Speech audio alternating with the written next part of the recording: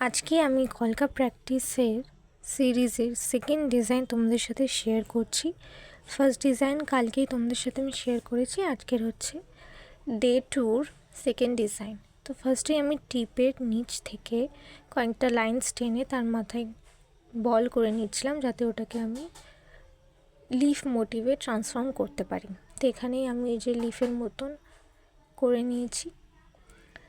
এরপরে টিপের দুটো সাইডে আমি কমা মোটিভ করে নিচ্ছি।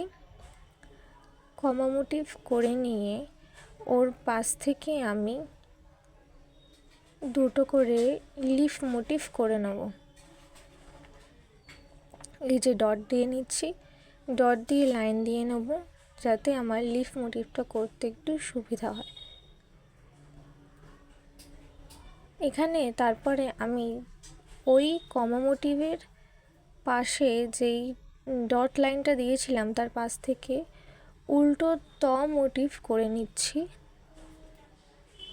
ত মোটিভটা এমনভাবেই করব যাতে পুরোটা জয়েন্ট না হয়ে একটু জায়গাটা ফাঁকা থাকে।